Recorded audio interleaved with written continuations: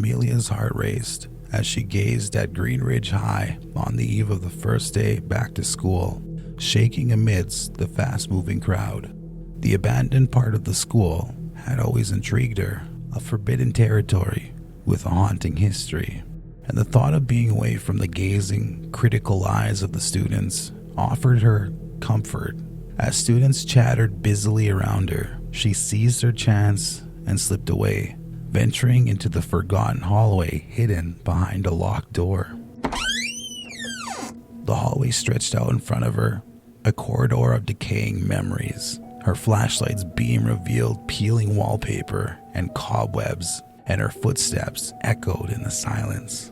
A chill crept into the air, and distant whispers seemed to swirl around her. Yet the allure of the unknown drew her further. As she pressed on, the whispers grew more distinct, like faint cries carried by the wind. The flashlight's flicker cast eerie shadows that danced across the walls. Panic knotted in her chest as the voices seemed to multiply, creating a symphony of fear.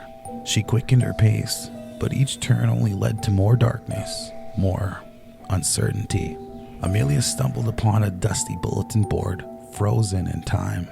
Yellowed newspapers and faded photographs told a tragic tale of a fire that had claimed lives long ago. The images seemed to watch her, haunting faces etched in black and white. She shuddered, feeling the weight of their unfinished stories pressing upon her.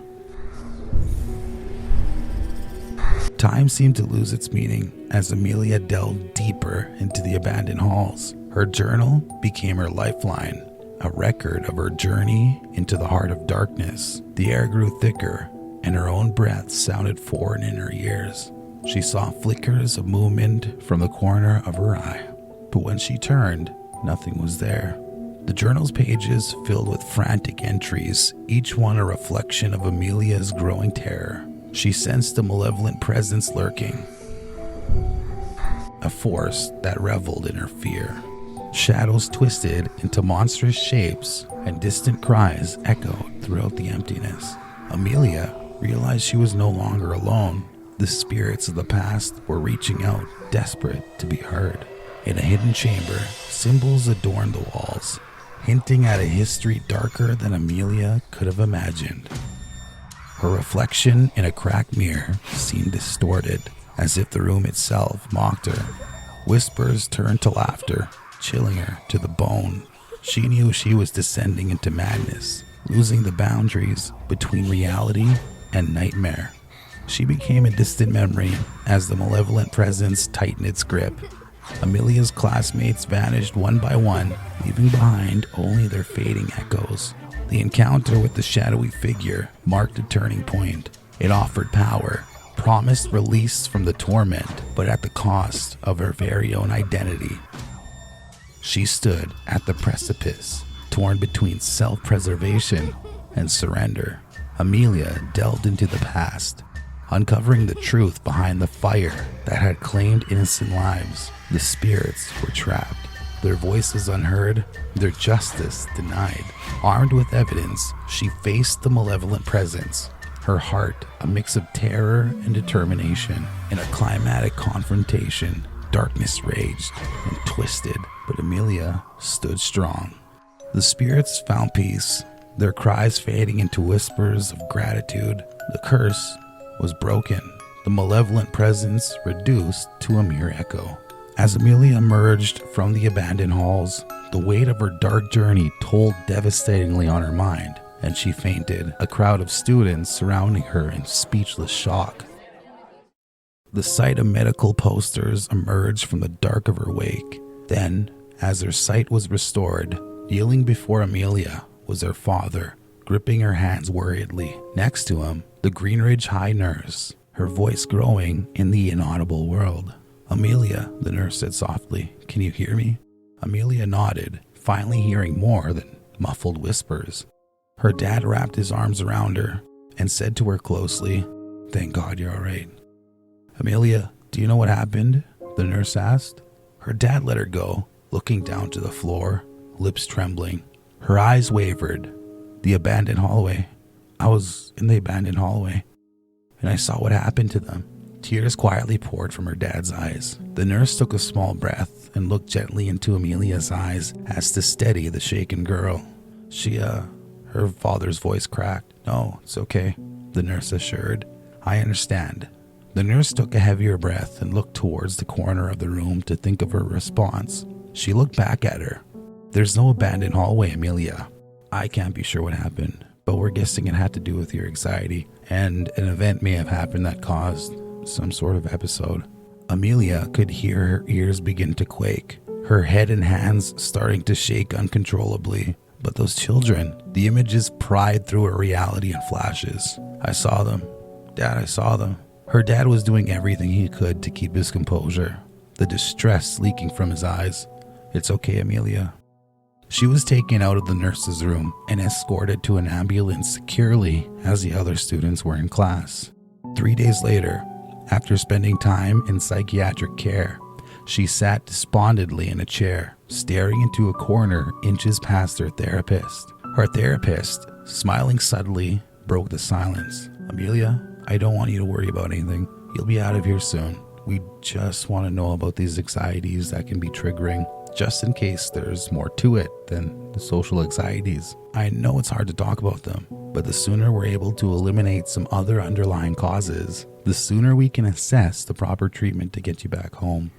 In an instant, she saw the shadows and the shapes that spoke to her in the abandoned corridor. She heard nothing that the therapist was saying, as she couldn't help but think of those students lost in the fire. Though there was no abandoned hallway today, Amelia felt, she knew, there was one there, a time ago, or yet to happen. She looked to her therapist, and in a calm, assuring voice, she said, "I think that was just a social anxiety. I really do." The therapist nodded, satisfied with her answer. Amelia then smirked, the image of her classmates screaming in the fiery halls of Greenridge High.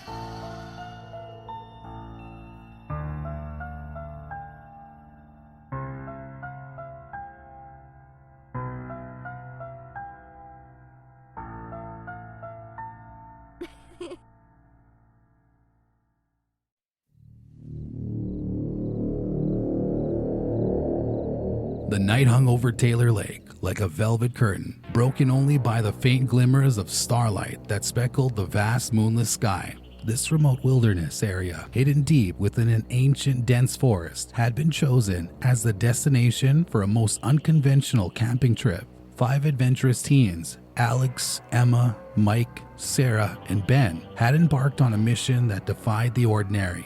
They were here to meditate, to reach out and make contact with beings from far beyond the earth. Their preparations had been meticulous. Emma, the group's mystic and researcher, had delved into the annals of history to uncover ancient rituals believed to bridge the gap between the terrestrial and extraterrestrial.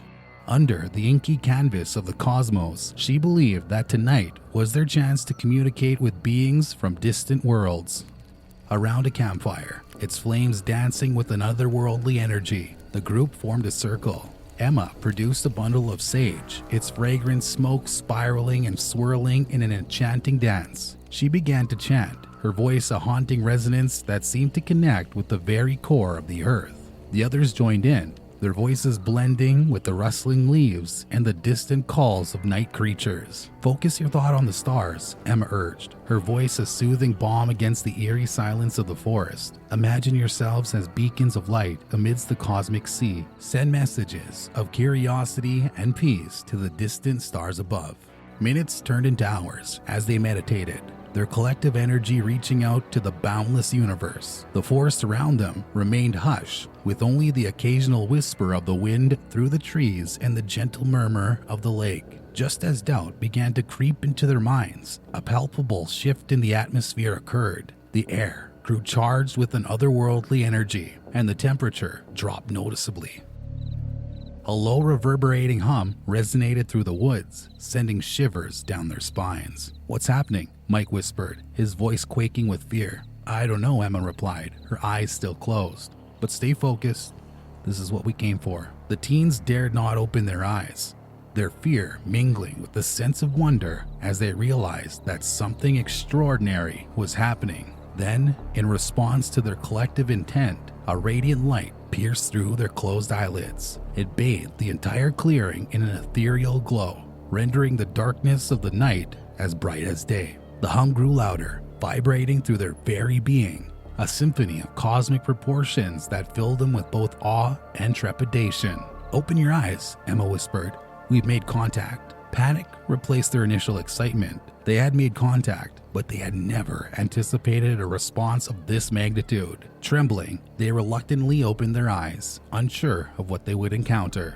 Hovering silently above the campsite was a colossal saucer-shaped craft, its metallic surface reflecting the stars with a mesmerizing brilliance. It defied the laws of physics, casting an otherworldly radiance that bathed the teens in an eerie, silvery light. Gasps of awe and terror escaped their lips as they stared, their hearts pounding in their chests. "Is this real?" Ben stammered, his voice filled with disbelief. "It's real," Emma whispered, her eyes locked on the saucer. "We've made contact." From the underside of the craft descended beings beyond their wildest imaginings. Tall and willowy, these entities moved with a graceful fluidity that seemed to transcend the boundaries of gravity. Their skin emanated an otherworldly luminescence, casting an almost angelic glow in the surreal illumination. These are the beings we've reached out to," Sarah muttered, her voice trembling. Approaching the teens with an air of tranquility and purpose, these beings communicated without spoken words. Instead, their thoughts were transmitted directly into the teens' minds, filling them with vivid visions of distant galaxies, the cosmic ballet of star birth and death, and the profound fragility of humanity. One entity communicated directly with Emma, sensing her boundless curiosity. It perceived that one day, her quest for knowledge might open channels to dreadful realms from which there was no return. The entity displayed images of shadows, creatures lurking beyond the light, awaiting an opportunity to enter the living world and feed on fear. It warned Emma that without caution, she could awaken something darker than the serene sentient beings they were, that a darkness in the universe must remain untouched. When the entity had conveyed its warning, Emma stood shivering, both she and the entity locking eyes. As the night waned, the first hints of dawn touched the horizon. The beings returned to their craft, moving with a graceful, almost otherworldly elegance. Their enormous saucer ascended noiselessly, vanishing into the morning sky with a final blinding burst of light. The teens were left stunned, forever changed by an encounter that transcended human comprehension. They adventured into the wilderness with hopes of connecting with the cosmos, yearning for a peaceful encounter with beings from distant stars. Instead, they had found themselves in the presence of entities beyond their wildest imaginings, receiving a message that reached beyond the boundaries of human understanding. As they packed their belongings and embarked on a journey back to civilization, they were left with profound questions. Had they unwittingly made a connection that would shape the fate of humanity, or had they merely glimpsed a cosmic truth too vast to grasp? One thing was certain. Taylor Lake would never be just another camping spot for them. It had become a place where the boundaries between worlds blurred, a reminder that the universe held mysteries far beyond their wildest dreams. They were but humble travelers on the infinite journey of existence, forever touched by the encounter at Taylor Lake. On the ride home, Emma stared out the window, the reflection of pines casting an opaque veil across her face. She couldn't stop thinking about what the entity had warned her about, that there was more to connect with in the universe than those galactic travelers. And despite their warning, she knew that wouldn't deter her.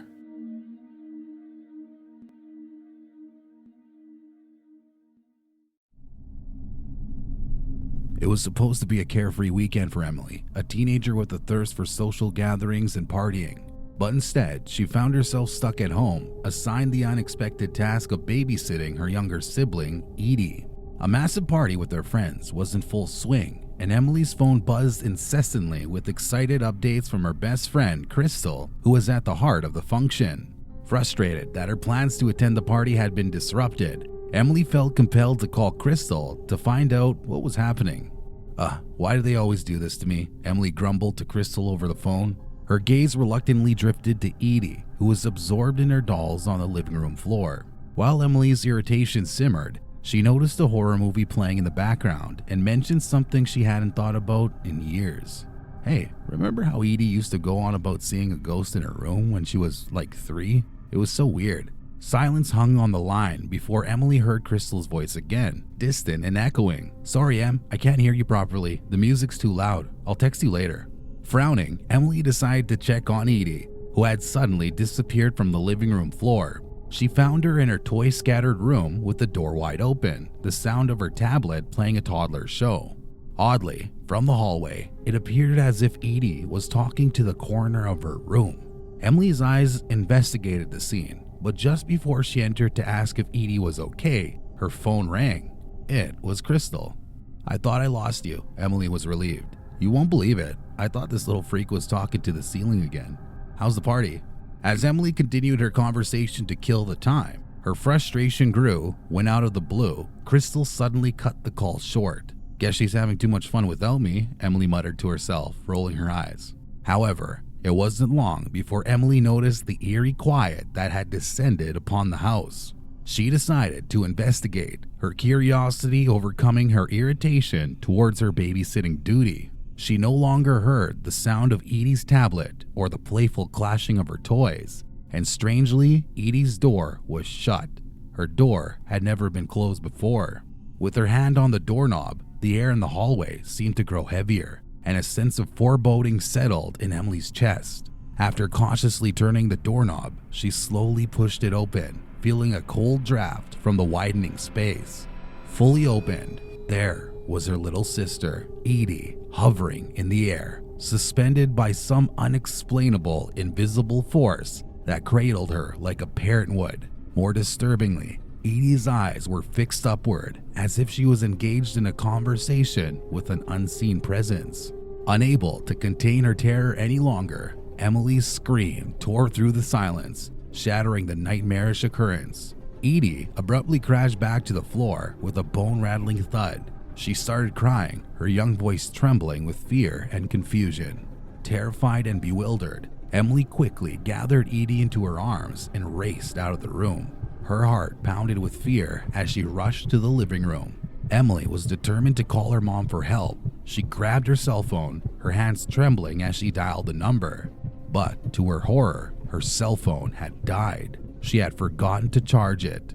Panicking, Emily scooped up her sobbing sister from the couch and bolted out of the house, her mind racing. She didn't stop until they had reached their neighbor's house, Patty, who welcomed them in with concern etched on her face. "Oh my God, honey, are you okay?" Patty said as Emily stood shaking before her. Patty comforted Emily and Edie until their parents finally arrived. When their parents got home, Emily recounted the horrifying experience in vivid detail, but they didn't believe her. Despite being familiar with Edie's innocent tendency to ramble about strange things involving a ghost, as parents, they couldn't accept the story.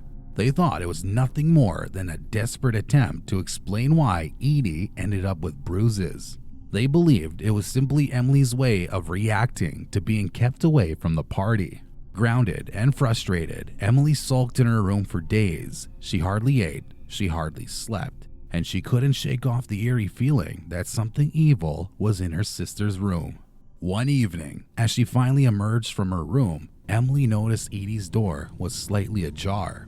She could hear her parents engaged in conversation, presumably on a video call with a relative.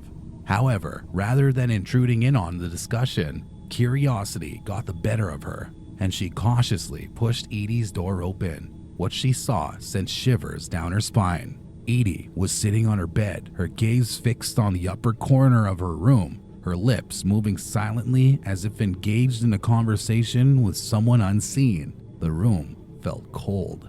A sense of unease washed over Emily as she watched her sister, who seemed utterly absorbed by the presence. Edie's young voice echoed eerily in the quiet space as she muttered words Emily couldn't understand.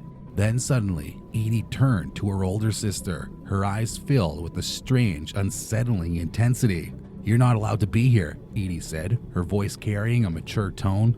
Emily, shaken by the inexplicable events unfolding before her, slowly stepped out of the room. She was too afraid to tell her parents, afraid that they would further accuse her of lying. She even laughed at the strange encounter as she texted Crystal for comfort, attempting to play off her unease.